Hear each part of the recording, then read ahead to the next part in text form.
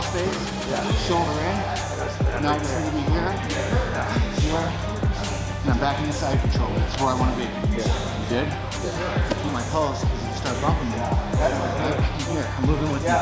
Head down. All good. Yeah, and then let you get tired, and then you're start transitioning.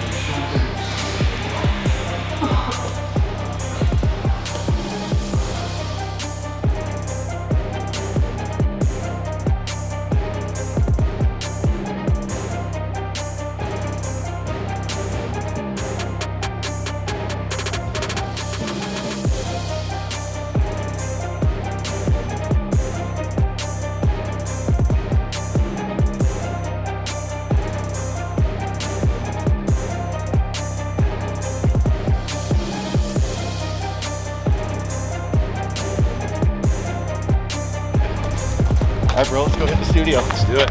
Good hike.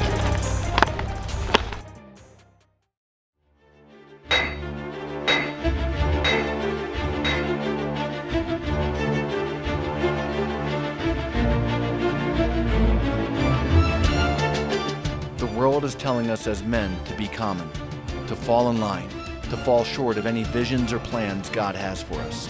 But what about being uncommon? This is a movement of men seeking to build an eternal legacy. A journey of men on mission to rise above the common, to experience sustainable life change. This is Uncommon Disciple.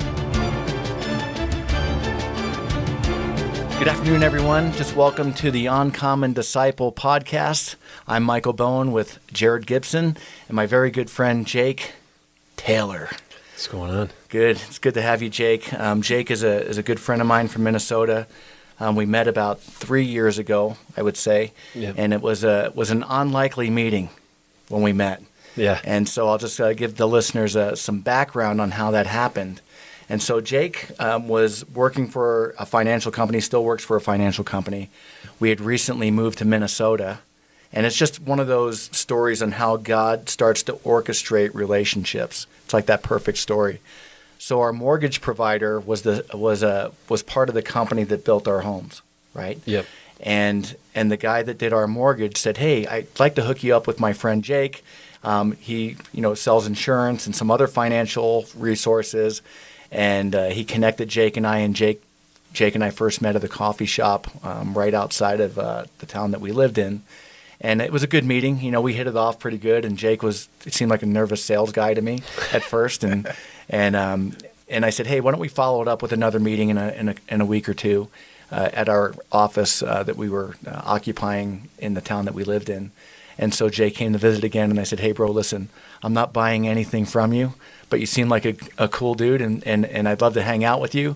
And I started talking about faith to you. Yeah. Remember that day? Awesome day. Yeah. Yeah, it was such a good day. So what were your thoughts about that day? So let's just get some background real quick. Well, like you said, it was, went from like this kind of weird business meeting encounter to all of a sudden we're talking about Jesus, and you were sharing some faith with me, and I was early in my faith walk at that time, so to have somebody kind of be bold and in a second meeting start talking about Jesus and faith and the Bible, and it was like, man, this could be a pretty cool deal. Yeah. So a little bit more background about Jake. Jake played professional hockey for many years, college hockey, and then you got picked up in the draft. What year was that? Yeah, so I was drafted in 2002 by the New York Rangers. Yep. So I played 1 year at the University of Minnesota, After that year, it was kind of a weird time in hockey where they were going through the 2000 or the 2005 lockout was kind of looming. Sure. So it was this like mad rush to sign your first contract before they changed all the contract rules and all that stuff around. So I only played 1 year at Minnesota, and then I wound up playing 7 years in the American Hockey League with the Rangers, and then a couple years with the Edmonton Oilers in their system. Great. So now you left hockey. What year was that? So that would have been like 2012. And did you immediately go into the financial world? Yeah. So there was probably a year or two there where I was just kind of waffling through life. I was just got done playing hockey. I was like 28 years old. Didn't really have much of a motivation to do anything really, and so I had just kind of some odds and ends sales jobs, and then I got my dad's financial guy actually was like, hey, you should come try this life insurance thing out.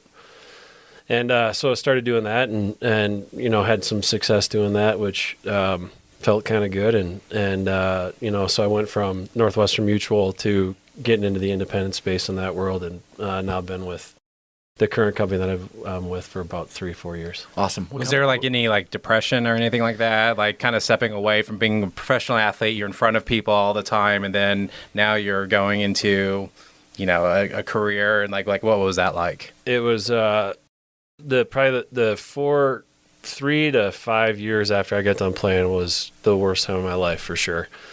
Thankfully for me, my wife was a rock at that time. She never really leaned on me or did anything, to say, hey, I'm out of here. But I was definitely in a bad spot. So depressed for sure. I think there was a major kind of ego identity thing going on there where like the only thing I'd ever been my whole life was this hockey player. And now I'm selling uniforms and doing all this kind of weird stuff. And yeah, I mean, I do remember like I'd be in my work truck, and I'd see somebody drive by me that I knew, and I'd kind of lay down in the, in the cab of the truck. I'm like, oh man, they can't see me, and I'm some, whatever. But yeah, it's funny now, but my first job, I sold semi-truck tires after I got done playing. And my wife said to me one day, she said, isn't it kind of funny? You went from having your last name on your back of your jersey to your first name on the front of your work shirt. That's funny. And at the time, I didn't think it was too funny, but now looking back, I was like, that's funny. Well, that sounds like something that Haley would say. So yeah, that's for sure. That is kind of funny. For sure. So what's interesting is we had JP Donnell in here on our last episode, and he talked about the fact that when he left the SEAL teams, that there was a period in his life where he was like delivering pizzas and doing all these odd jobs. And it's that same discussion that you and I have had in the past where, when your identity is so wrapped up in your vocation, when you're separated from that, and Jarrod, that was a great question, that there is some depression that starts to set in and some confusion and a lot of questions that men ask themselves internally, like, why do I exist? Yeah. What am I here for? And the great thing about faith is that when you put your faith in Christ, your identity becomes wrapped up in Him, and not in any type of vocation or any success, worldly success that we have. And it's easy to explain when you're a believer, but it's harder to explain to someone who's in it. Because I know that when I left the service, my identity was wrapped up in being a service member and serving our country. And I had the camaraderie of my brothers and sisters in arms, when I was in the military. And then when I left that, I just dumped myself back into busyness again and didn't really think about identity, but it was always the identity I fell back on. And even when I gave my heart to Christ for many years, I had a hard time transitioning into that security of I'm a new creation in Christ, that my old life has passed away and all things have become new. That's what the Bible tells us when we put our faith in Christ. And now that I'm secure in my faith and I understand that identity, it's easier for me to operate because you guys know on the back of the whiteboard here it says, live to honor Him. Yeah. And so when I wake up every morning, that's my mission, right? So I may have had a different mission in the military. You may have had a different mission in hockey, go out and crush this team. And now my identity is wrapped up in living to honor God in all that I do. Well, what's interesting about that too is so when I was at the University of Minnesota, I had met a guy that we both know, Billy Butters. Mm-hmm. And what was interesting about that is when I was going through this kind of, pit of just self-pity, basically, is what it was. At the time, I could feel God seeking me, I'd remembered these chapels that I'd went to when I was playing, and hockey basically for me was a way to shield off all of the bad stuff that was going on personally, right? Sure. Like, as long as you're playing good in your sport, good to go, right? Doesn't matter if you're failing school, getting arrested, whatever. So, but there was this constant seeking, to your point, of all of a sudden, like, when it got to the end of that road, the answer was faith. Right. It was. What was God like in hockey? Like, I mean, you're in the locker rooms, you're around guys all the time. I mean, I'm sure you run into guys that are believers, ones that are not believers, ones that believe all sorts of things. Yeah. What was it like in the locker room? Like, you're elevated, you're on TV, you've got fans in the stadiums cheering for you. Like, what was the conception as a professional athlete of God? Yeah, I mean, it's interesting in that environment. Faith was the same as weakness, right? Oh, you're a Bible banger. Oh, you're one of those dudes that goes to chapel or whatever, right? So it was like, and I remember this vividly many times. Like, you'd come out of chapel, right, and then the next game or the next practice, for me, speaking personally, it's like, I got to go out and do something stupid. I got to go, cross-check somebody in the face or do something to show my teammates that I'm this big, bad, tough dude, which. Right now, on the flip side of it, of knowing what we know about faith, it's like, that. But the concept of it in that arena of hockey was like, oh, don't be a sissy, dude. Like, get out of the Bible, right? So, that's one of the things that Jake and I, as our friendship started to develop over the years, it's breaking down the barrier of, godly men are wimps. In my book, The Brave, I write about the first time I met someone who was a Christian. And I'd always had this preconceived notion that Christians were these nerdy guys that were dressed up in brown suits and big, thick glasses and, carrying their Bible around everywhere. And the first guy that I met was a guy named Tim Black, who, ironically enough, was a hockey player, but he was also a Golden Gloves boxer, right, from Brooklyn or, New York City somewhere. And he showed up at my front door one day with a big slash across his forehead, and he would ask me two questions. I think I've shared this story with you. Do you want to play adult league hockey? And I'd always say no. And he'd ask me if I want to go to church, and I'd always say no.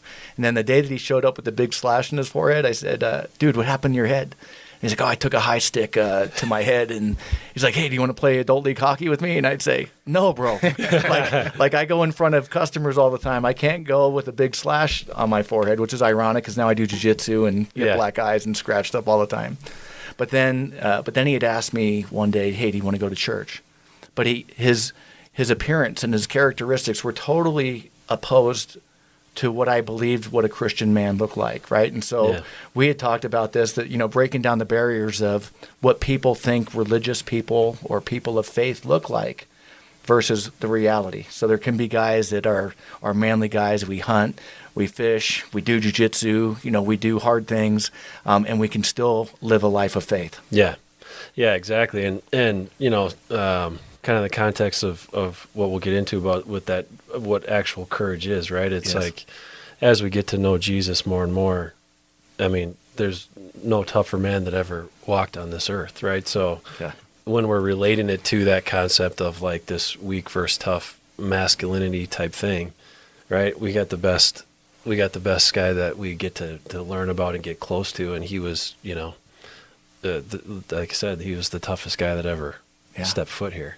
Well, he mentioned you mentioned Billy Butters. Yeah. And I want to just talk about him for a second, because it was probably either 2018, 2019, I had taken Caleb to a men's Christian event in Minnesota. It was at a large church, and Billy was speaking with a couple other guys up on the stage. He was like the second or third guy to speak. And you had mentioned him before, so I think I got real excited and called you. I said, hey, man, you'll never believe who was speaking today. Yeah. And just hearing Billy's testimony, and then you walked in today with your Bible, and you said, hey, Billy gave me this Bible, was it 15 or 16 years ago? Yeah. And you hadn't opened it up, until 10 years ago. So you had this thing for 5 or 6 years before you even cracked it open. But, hearing Billy's testimony and just his marriage and his family life and what that looked like while he was playing hockey compared to what his life looks like today and the men that he reaches for Christ blows me away. And that's the transformation that occurs, right? Yeah. So I'd like you to just share, because, we're going to talk about courage. I'm going to talk about your book, Total Potential. But I think it's important for men to hear the importance of having a spiritual mentor, a man in their life that they can go to. I have quite a few guys like that in my life. You've met them. Yeah. But Billy has been one of those solid guys to you in your life. And I just want you to speak to the importance of having a good accountability guy, someone that you can talk to, someone that probably knows things about you that could put you in jail. Right? Yeah. Those are the kind of guys that you want in your life. So speak to the importance of having someone like Billy in your life. Well, and talk about how good God is. It's just incredible. Like with, I look at my life and the first phone call I made when I knew it was like, all right, I'm on my knees here. This is getting real bad, right? It's nowhere else to turn. And then having this thought of 10, 12 years before that, knowing this guy that was doing chapels at school that gave me this Bible, call him up and, literally 2 rings, right? Jake, what's going on? How you doing?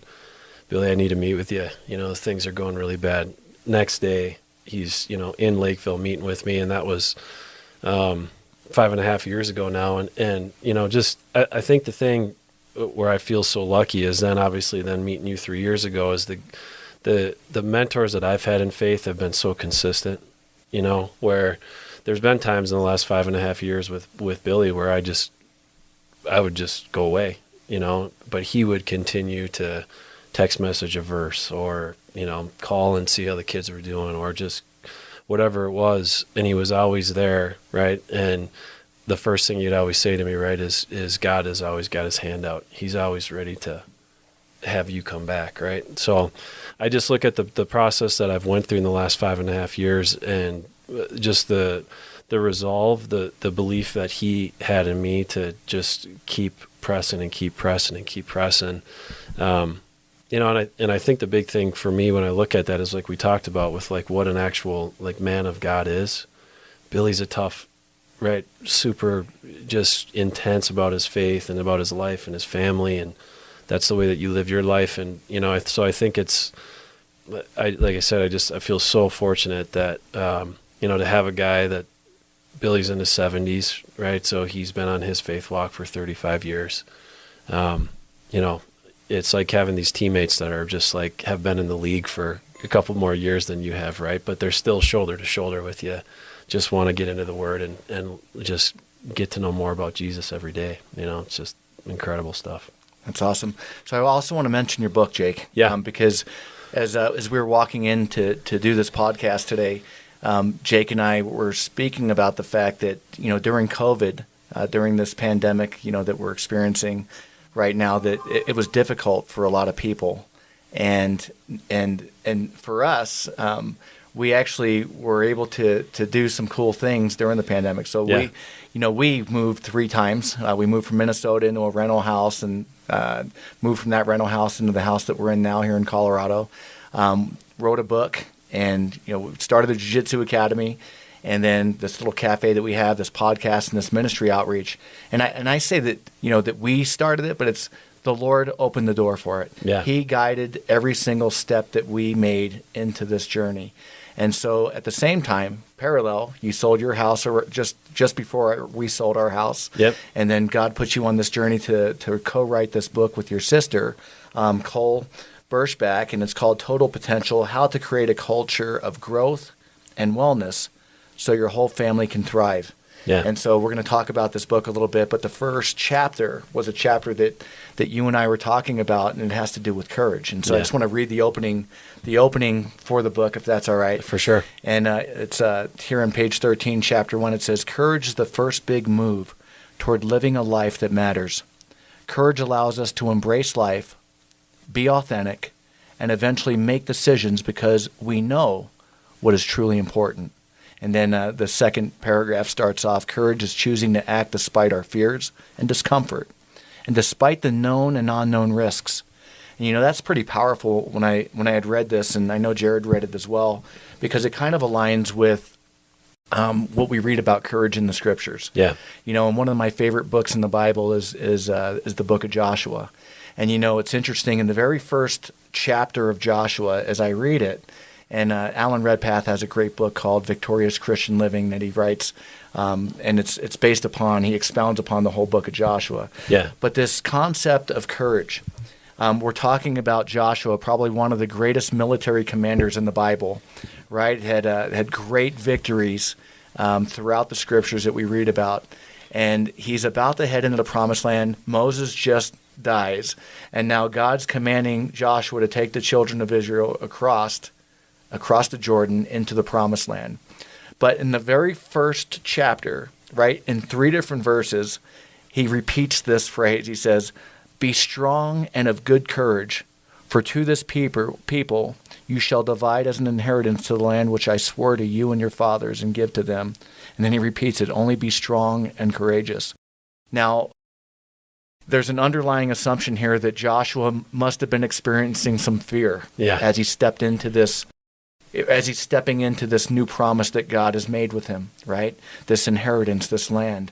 And it can be challenging as men to admit that we experience fear, right? And that we need some encouragement when it comes to acting courageously, to doing hard things, to experiencing new things, right? Jarrod, when you first started jiu-jitsu, I remember, there was some apprehension. Oh, yeah. Like, hey, I'm going to step onto the jiu-jitsu mat. There's actually his wife, Jake. It's kind of funny because when you started jiu-jitsu, I remember your first day, and I've been fortunate enough to be involved in both of your journeys in jiu-jitsu. But, it was one of those, his wife says, if you would have asked me like 3 years ago if my husband and my son would ever be doing jiu-jitsu, I would have laughed at you. It's just, but the courage to even just try something new inspires me as a man. And so I want to talk a little bit about the courage that you've experienced and have practiced. You came from a pretty rough childhood. Yep. Almost parallel to some of the things that I experienced in my childhood. And sometimes I question, were those things necessary to create the man that I am today? That God utilized those things to create the man of God that I am today? I mean, it's a question that I struggle with because my kids live a totally different life than I lived. And sometimes I think, am I being too soft with them? Yeah. But I'm not, because I'm raising them according to the way the Bible tells me to raise my kids. But you and I experienced a pretty dark childhood. So I'd like you to speak to some of that childhood, early childhood stuff.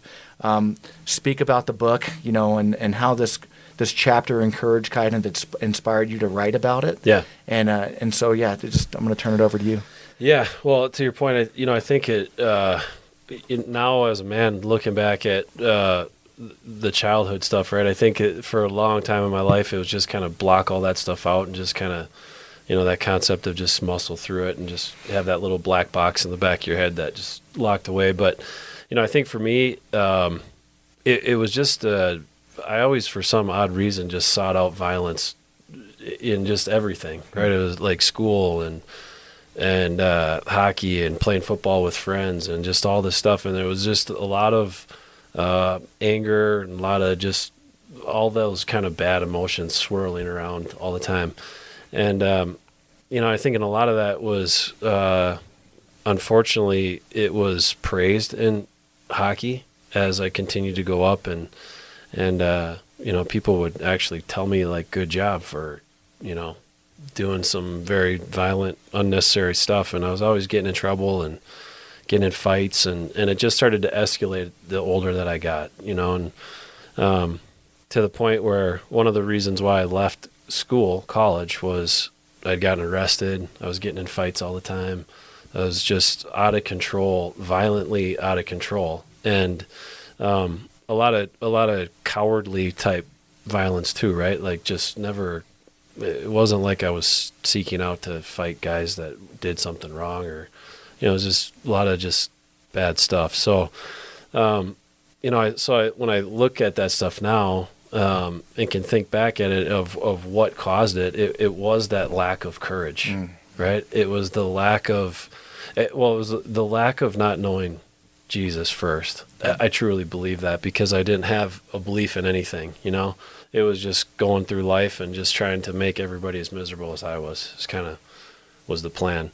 And it didn't help that there was positive affirmation coming from the behavior, right? Exactly. Yeah. When people, people in town pat you on the back and say, "Oh, that was great last night," Yeah.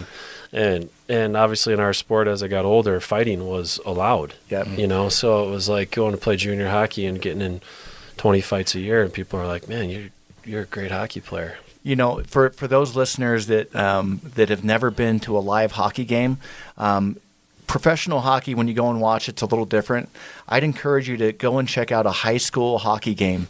Where we lived in Lakeville, Jake's also you're a coach at Lakeville North Hockey in Minnesota, and he invited me out to come and watch a game a couple of times, and I'll tell you, the atmosphere inside the arena, because there's really nothing to do in Minnesota, right, except sit indoors, not in the winter, play hockey or ice fish, right? Yeah. Like there's and listen, and I say that jokingly because people are very active in Minnesota, but the high school hockey experience to me was I was blown away by some of the things that the parents were yelling in the stands. Oh yeah, cursing, almost fighting, inebriate. Like it was just it was worse than. And I was a season ticket holder for the Philadelphia Flyers for about a year. Yeah. So I loved watching hockey, with our younger kids.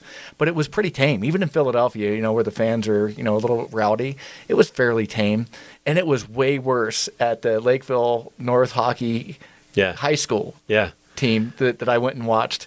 And so, speak to that a little bit as well. Well, to the point of what I said earlier, probably one of the funniest things that has ever happened to me in my life is after I became a believer and started to walk with Jesus, I had a guy tell me, because that would have been kind of right in the middle. I've coached at Lakeville for 9 years now. So it was kind of half my time I was not following the Lord, and half the time I've been seeking God. So I actually had a guy come up to me one time and say, "Dude, you were way, way tougher when you were not doing this Bible thing." and I asked him, I'm like, "Help me understand. What do you mean by that?" "Well, you used to, get into the kids and you'd swear at them and yell at them. And now I never see you doing that stuff. And you're always encouraging them and, talking to them and not swearing." And he's like, you just were way tougher. Yeah. Man. And it was really funny, right? Because in my mind, I'm like, well, this actually is way harder to do, right?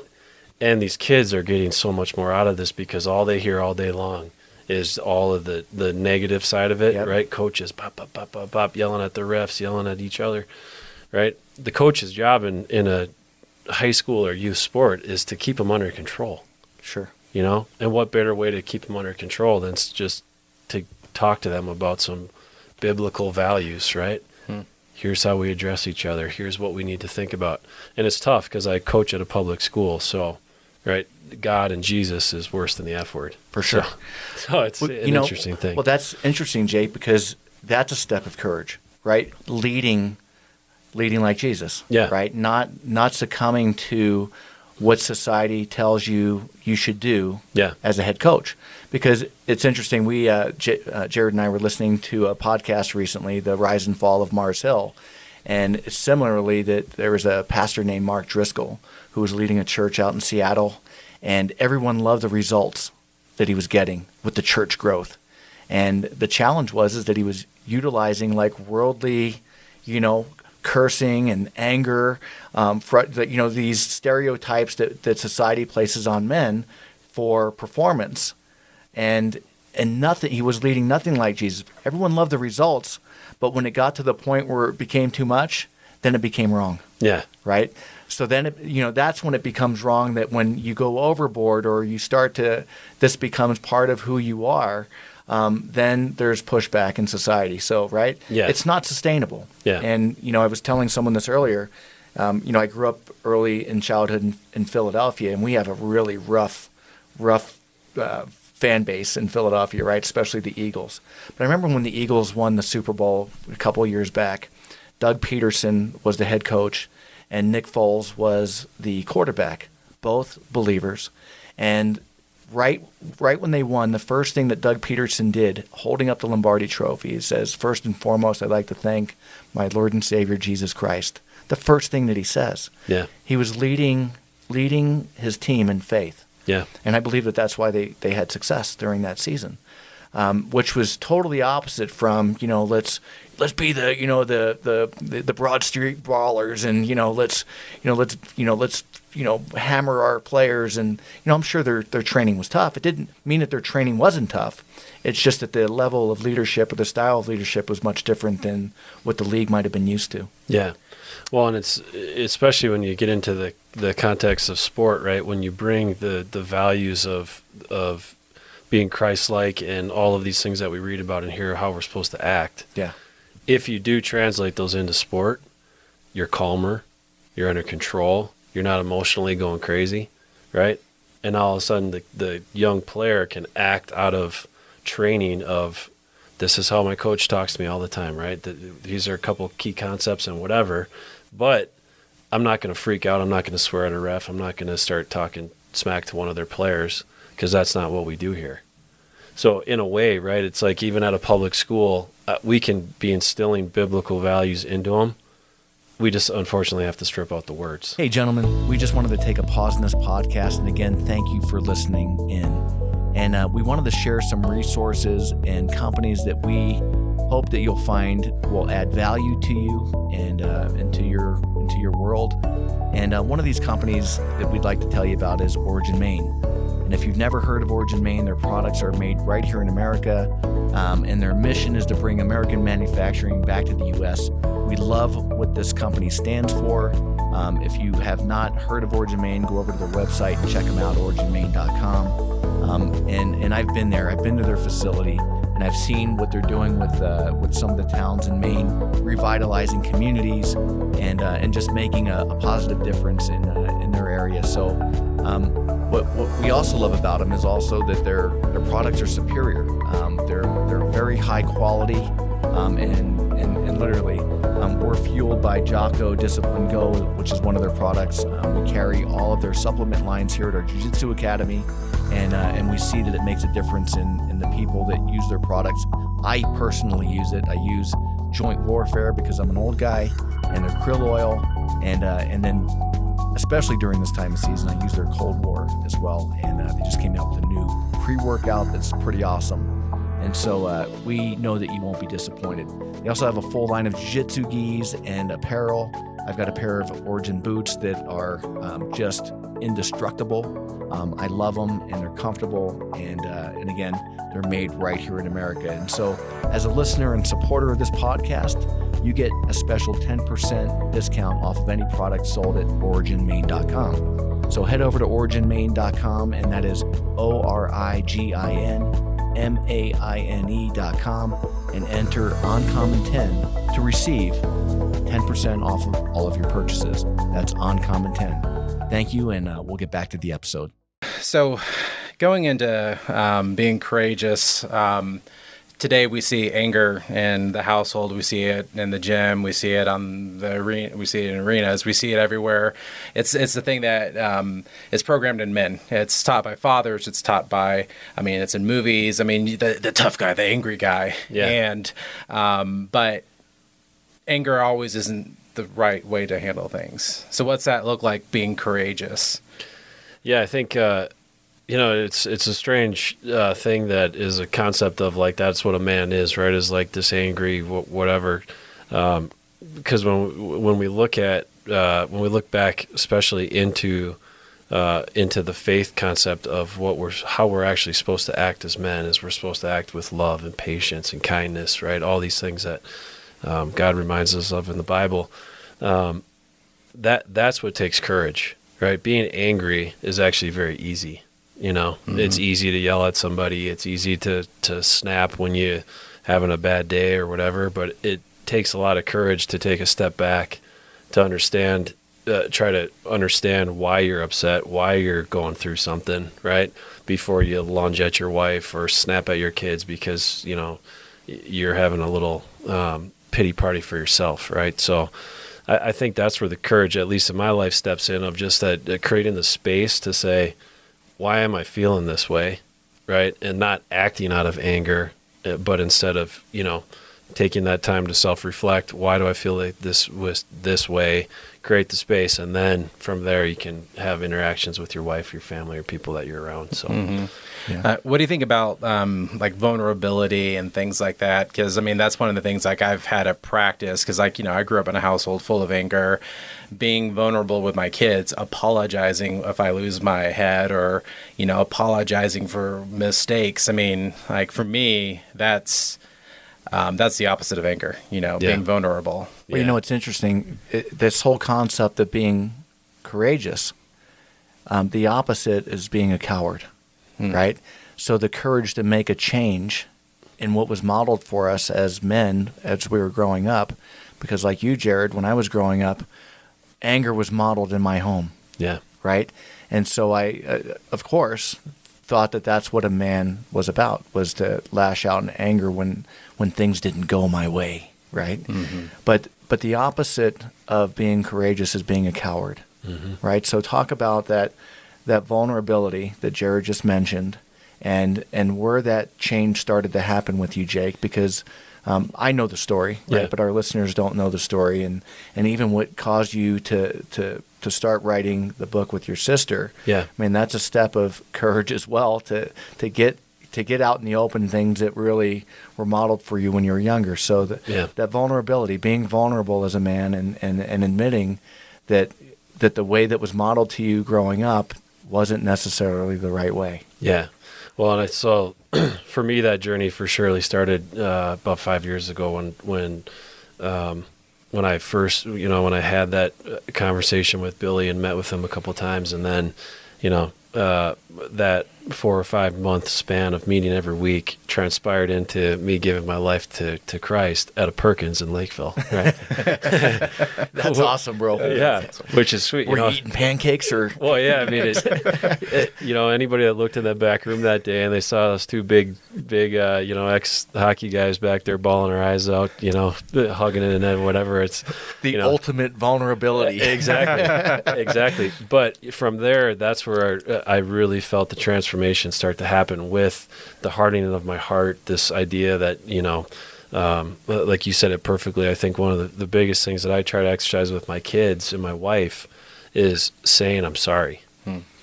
If I do something wrong, saying that I'm sorry, and telling them why I did what I did, and having that vulnerability, and as this journey continued, just to have conversations with my wife of like, hey, this is how my heart has changed. This is how my life has changed. This is how I want to live moving forward. Yeah. Right. And just having those conversations and opening up those doors. And, even though you might have to have some hard conversations in those spots, man, God is there. It's very evident. Yes. Right. And that all of that stuff that can grow off of that. And I look at the way that I was as a dad in the first 5 or 6 years of my kids' lives to the way that I've been their dad the last 4 or 5 years.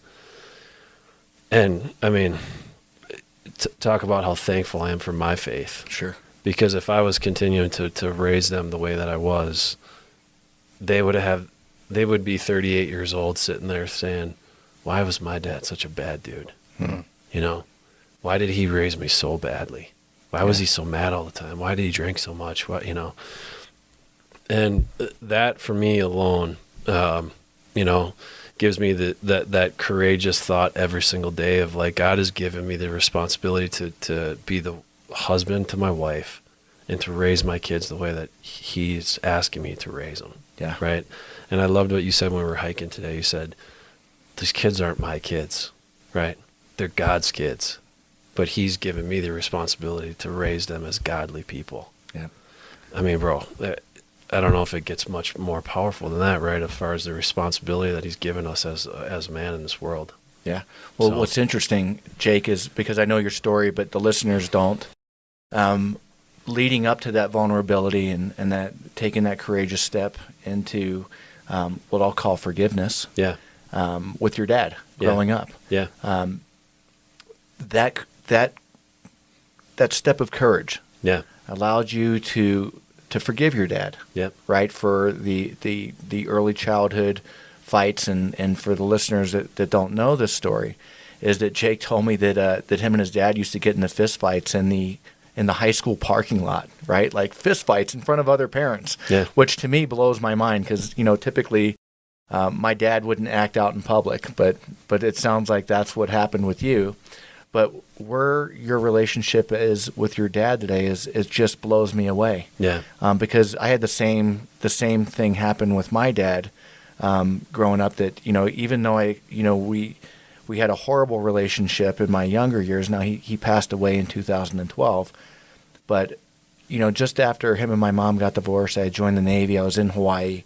And I remember calling him up and realizing that he had no more control over me. And I wasn't afraid of him anymore.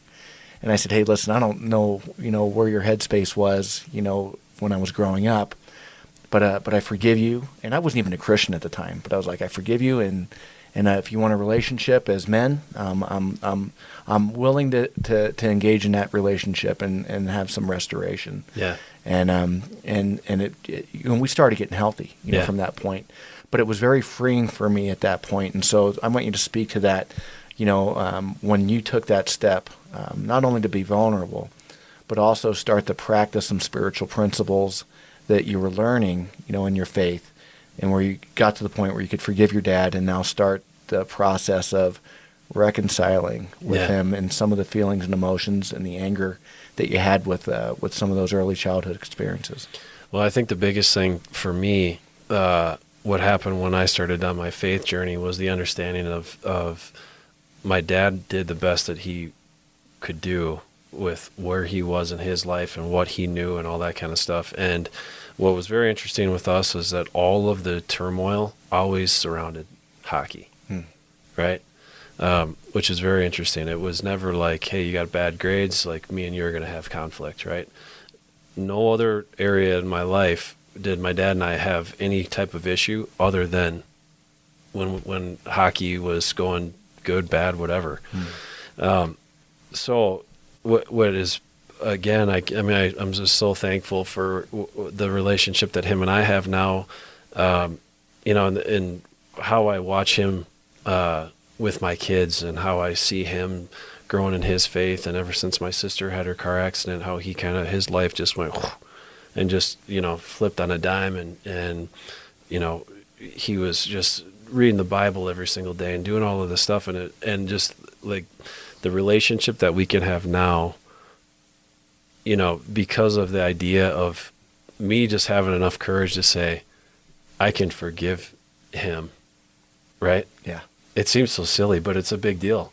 And but once it happened, it was like, man, now we can start to repair. Now we can start to actually get to know each other, instead of having just this, he's my dad, I'm his kid, but that's kind of where it ends. But it's interesting, if you would have hung on to that anger and unforgiveness, I found in my experience, it actually hurts me more. Yeah. Right? It does more damage to me than the other person. And I know there's going to be listeners on here that say, no, you never forgive, and that my dad was that kind of guy. I say he was kind of like the Godfather, right? Yeah. He was like, once you wronged him, that was it. You were dead to him, basically.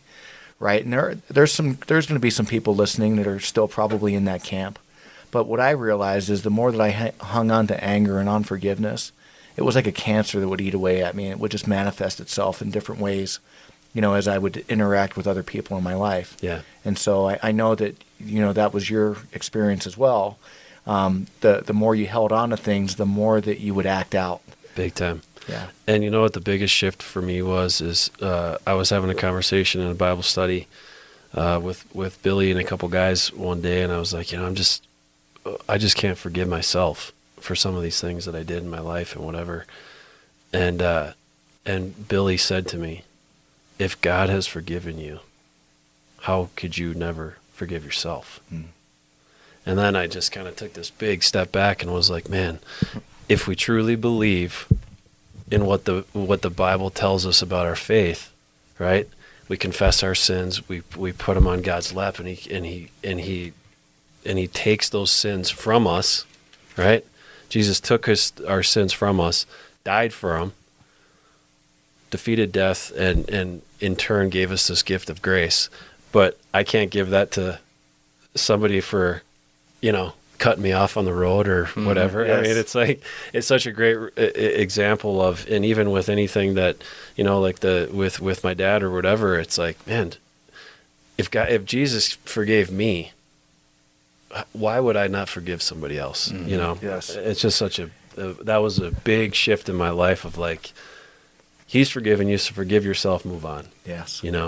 And start doing That was a with big other question people. from the apostles in the Bible too, right? When they asked Jesus, how many times do we need to forgive? Yeah. And then he gives out this 70 times 7, Right. number.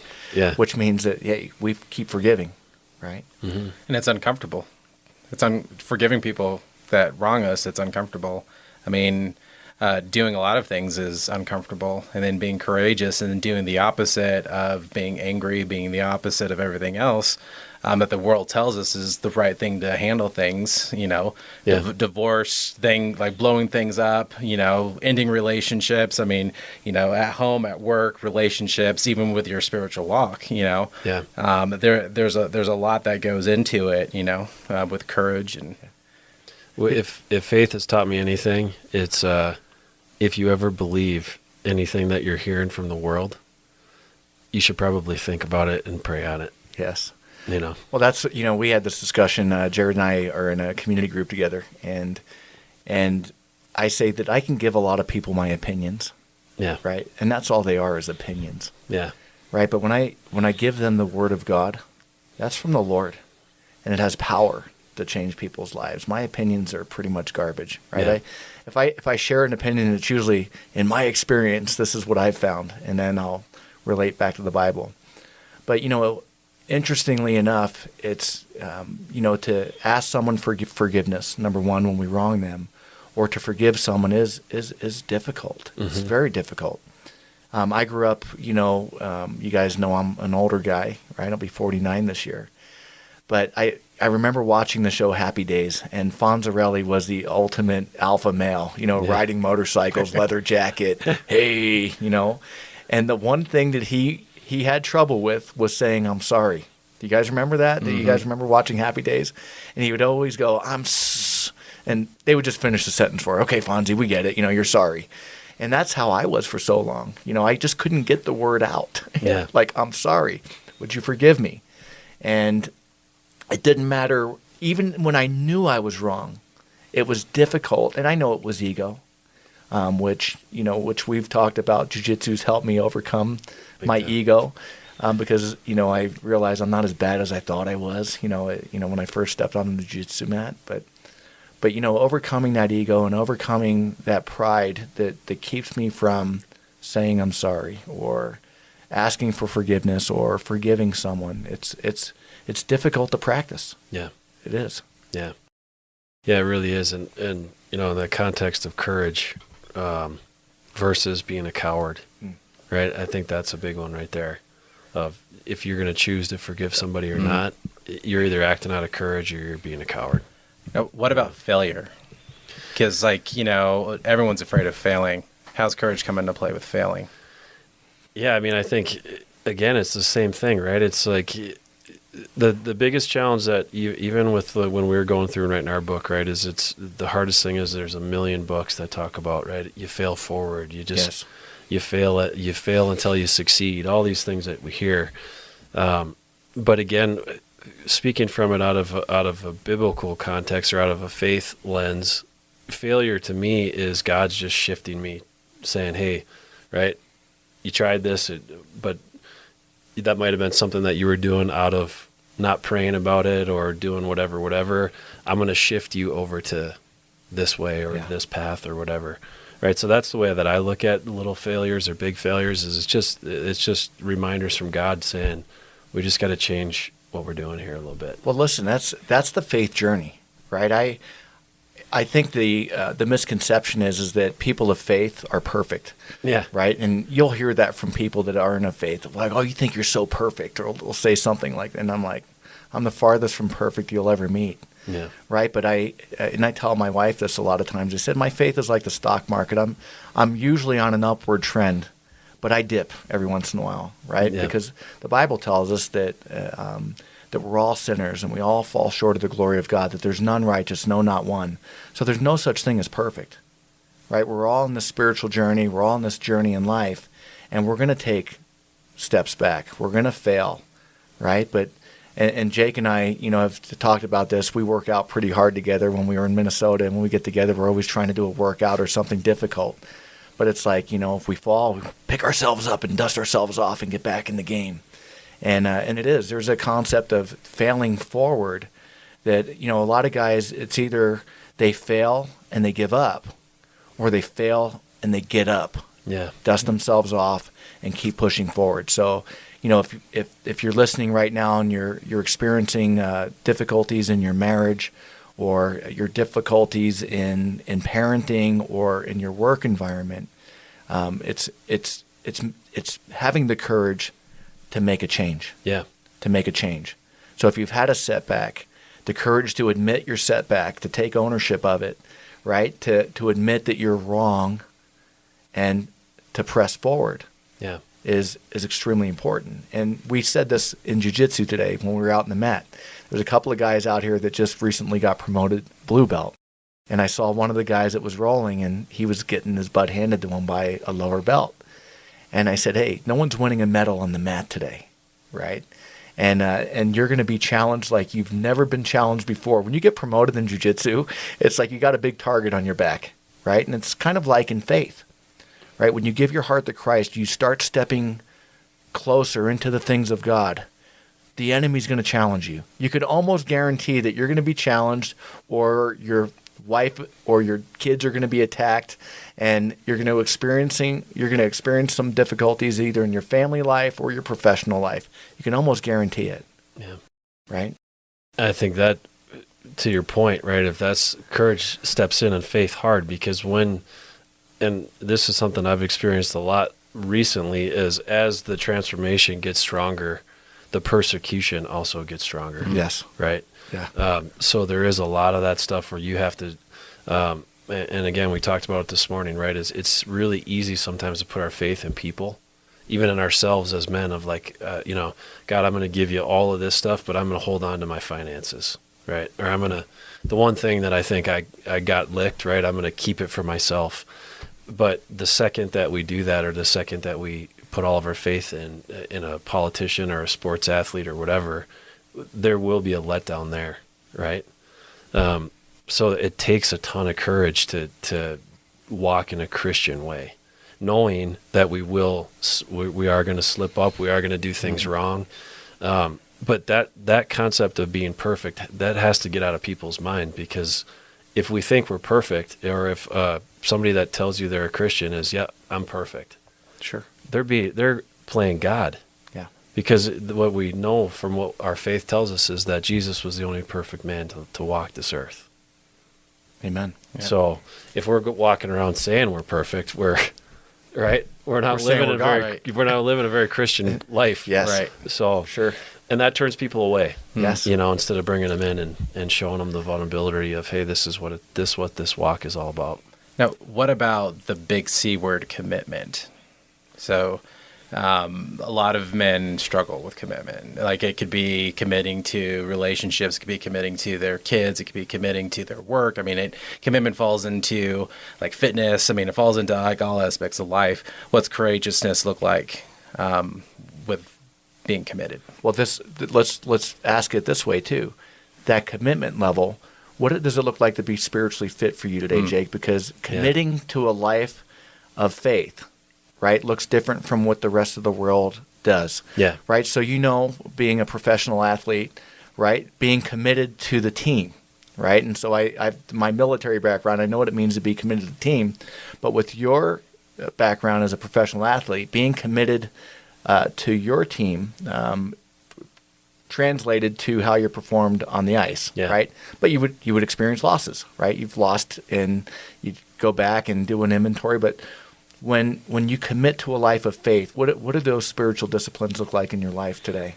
Well, I think the biggest one, and again, this is, I think, something that bucks society, right? Of that, if you say to somebody, what is your priority, right? is my priority is my relationship with Christ first, right? And that, I think, can wig people out sometimes, right? Well, what about your kids? What about your wife? Well, in order to be a great husband and a great father and to lead the way that God wants me to lead those three people, I have to have the dedication to my faith first. Sure. So I think the courage that has come in for me is making sure that I make the time every single day before any of my family or my wife or my kids, the house is quiet, right? Is I set the foundation for my day with my faith by myself in the morning, silent with the Bible and prayer. And I think that for me has been a game changer of that's a non-compromise, right? If I got to catch a flight at 6:30 this morning, I got to get up at 4:30 to get my time in with God, get my body moving a little bit, so then I can go out and do what I got to do.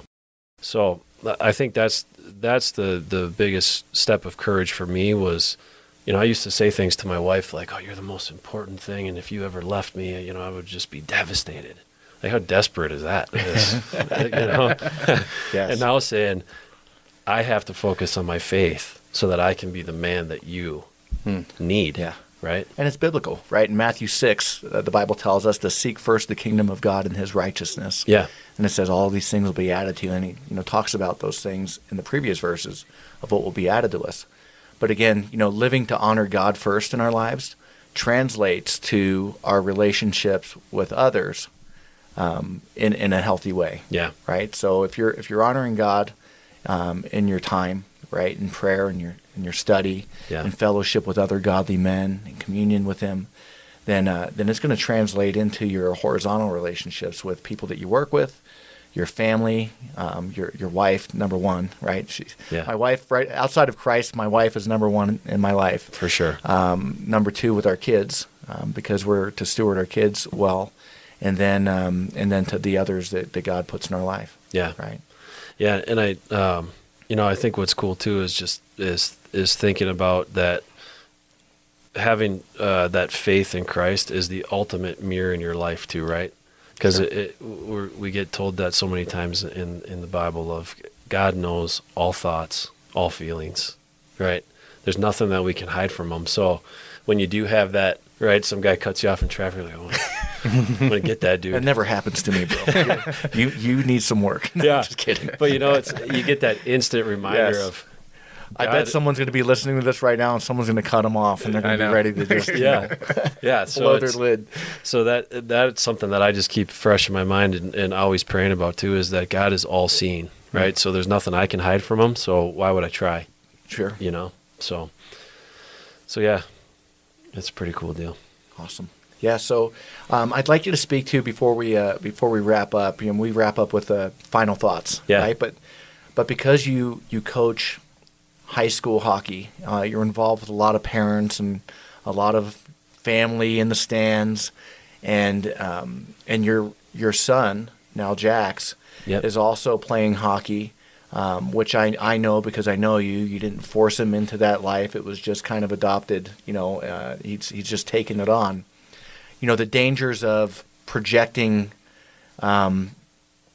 what you did in your life onto your kids, and pushing them into a sport maybe that they don't want to be in, and then how you and because you and I have had back conversations that people don't know about, but the interactions with the parents that you've had, with parents that are really pushing their kids into something that their kids don't want to do. Yeah. Right. So if you could speak to that a little bit, I think it would be helpful to the listeners, with guys that have kids, that are raising their kids, and maybe trying to live vicariously through their kids with the failures that they may have experienced as they were growing up, or even in their adulthood or their college life. For sure.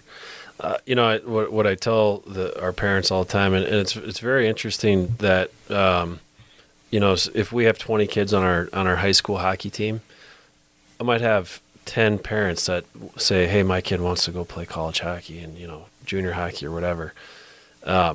But what I always say to them is that what you have to understand is that if your son is not obsessed with the sport, it will never translate into him ever having success in it.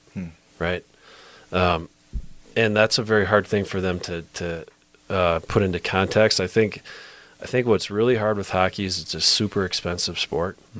So by the time a kid gets to high school, their parents probably got 40, 50 grand into the deal. Wow. Right? There's all this attachment to, I mean, I've had people say to me, that's just equipment. That's the fees and the Time, tournaments man, and the and travel. that doesn't count the time that they've invested. Right? Yes, and I've had conversations with dads that say they point to their son and they say he's an investment. So they attach that time and that money to their kid of like, this is like buying a stock in 3M or something. You know, of like if he doesn't get a college scholarship, this was all for waste, right? So again, I try to reiterate the fact that like if you take our state of Minnesota, we have 6,000 kids that play high school hockey. We have 240 kids that play college, and we have 40 young men that play in the NHL. So when you just break down the sheer numbers, right? Why push your kid so hard into something that he doesn't want to do? Yes. You know? And the nice thing for me is I can speak from the experience of my life.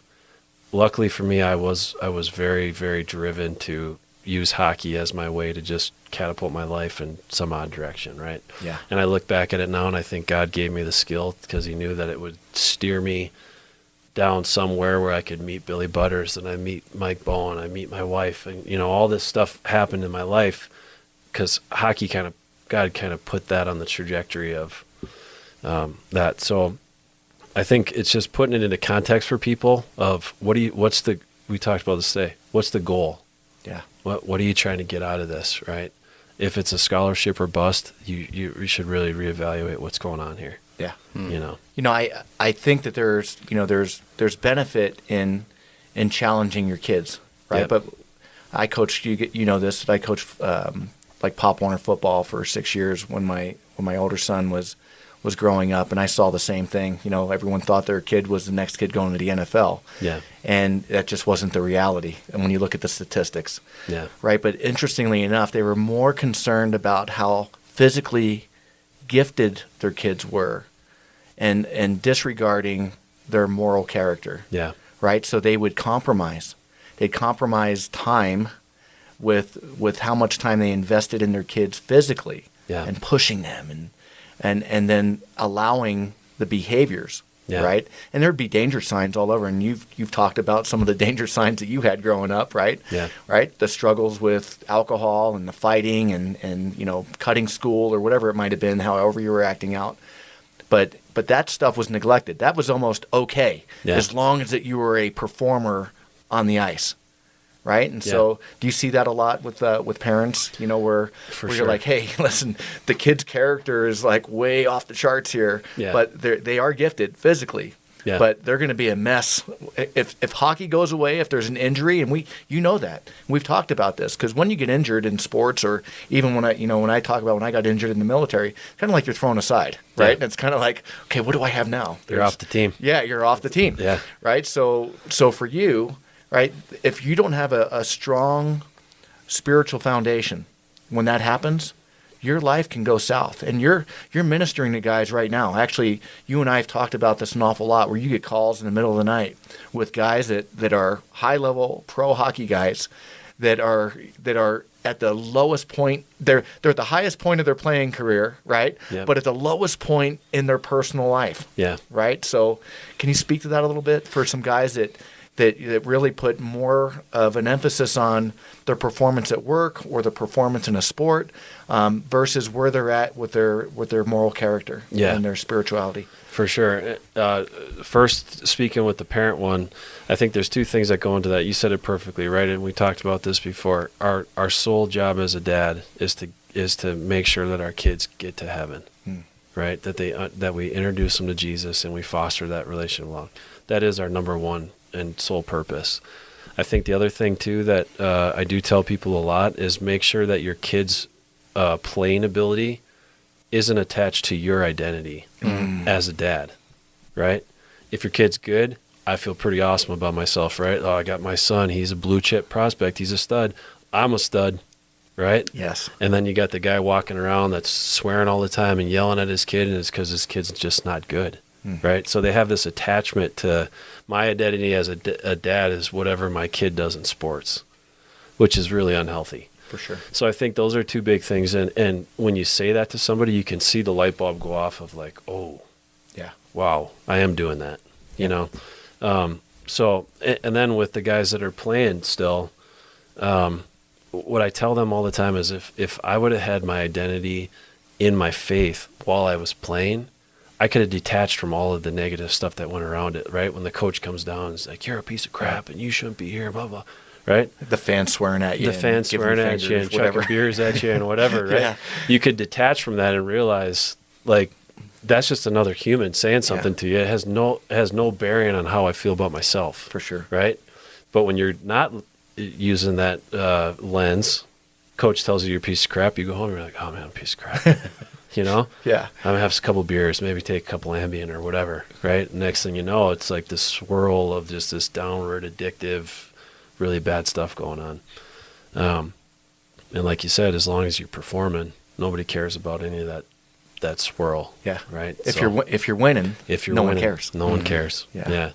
So there's a lot of good about sport, and there's a ton of stuff that we can learn from it and whatever. But I think that's why I think God has me coaching though. Right. It has me in the arena still where I can have these small little conversations with kids and parents and whatever, and they can take it or leave it. But you know, like we talked about today, if one kid gives his life to Christ through interaction with me, we got to win. Yeah. Right. It's a win.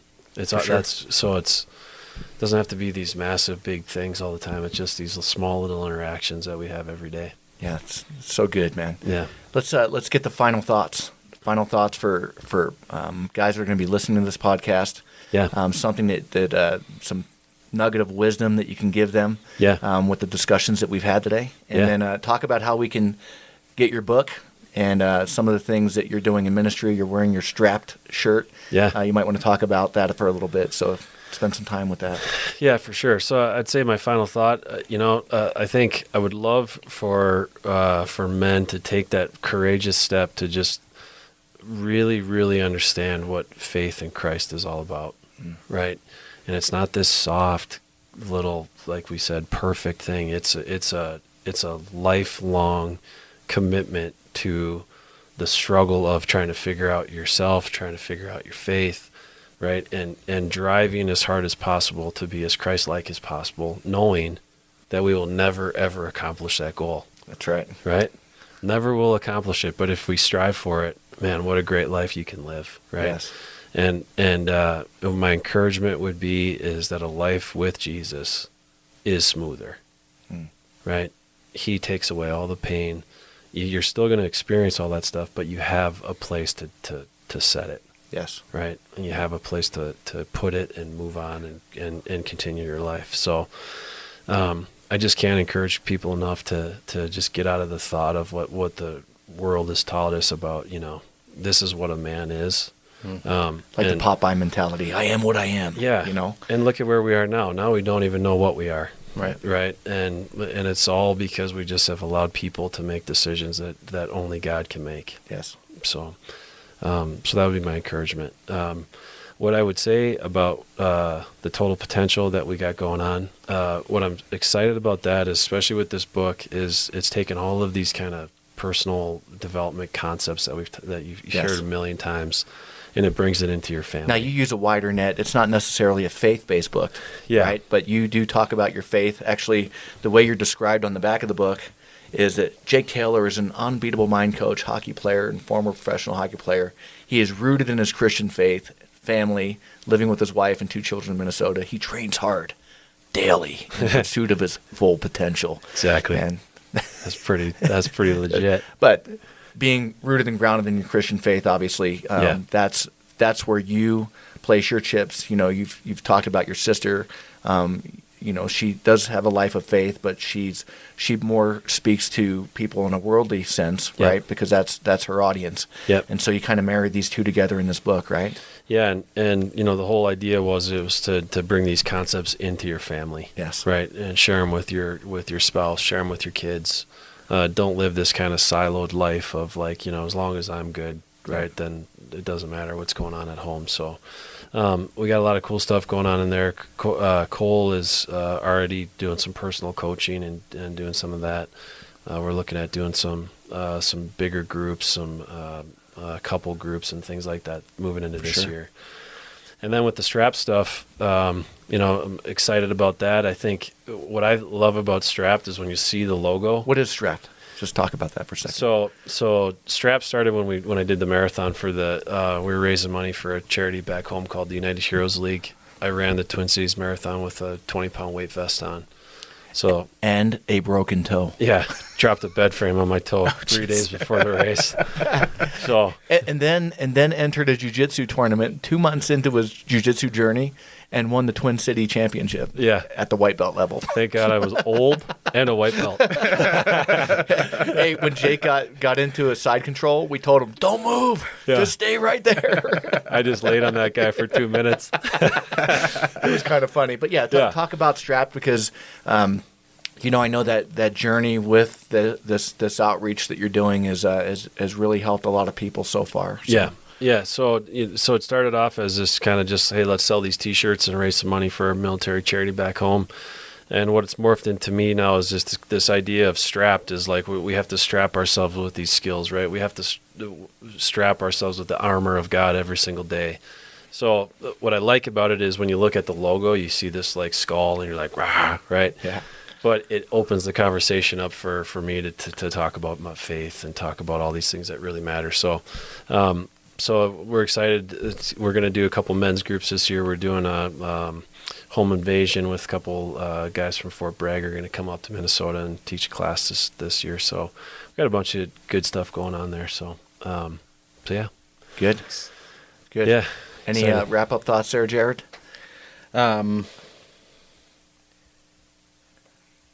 What about, I guess, kind of closing it out, like body, mind, and spirit?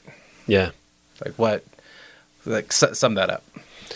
Yeah, so I think it's pretty, again, going back to the priorities, if the spirit's where it needs to be, then I think what's really cool about that is then we can bleed ourselves dry with the body and the mind, right? Yes. Mm-hmm. And that's where that concept of total potential comes in of like, God has given us these certain abilities, right? So I just thank him every day for this physical gift that he's given me to, if I can bring somebody to Christ by seeing me, be a dum-dum and run a marathon with a weight vest on, it's like, sweet, man, we did it, right? Yeah. We're using God's, the gifts that he's given me to, to bring people to him. So I think if the spirit's right, then we, like I said, then we can really get after the body and mind and see what this life here on earth is, what we're capable of. Good. Yeah. As we wrap up, we're being powered by Jocko Discipline Go.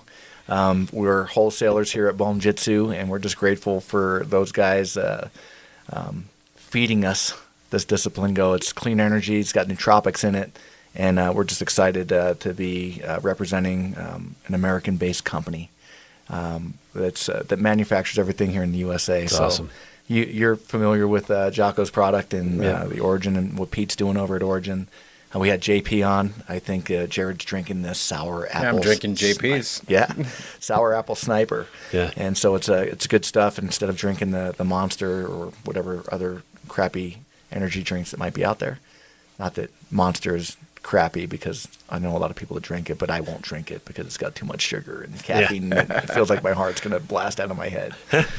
But this is powering us up for this podcast after doing jiu-jitsu at lunch. Yeah. And so we're just excited to wrap up. Man, I'm really excited for what God's doing in your life, and just be praying for you about this Total Potential book, and that God uses it as a ministry outreach. Yeah, for sure. And but we'll look forward to having you back on and getting an update as God starts leading you in some other ventures that you've talked to me about.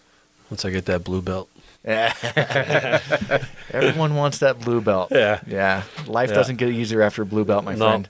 No. So, a majority of people quit at the blue belt level. So you might want to just put that off for a little bit more. So just keep learning. Yeah. It means that you're getting beat up more. Yep. But it's just like faith life, right? It's awesome. As you step closer in the faith, and you start taking some more hits. Yeah. but we have our faith to fall back onto. So thank you for everyone for listening, and yeah, we'll see you on the next episode.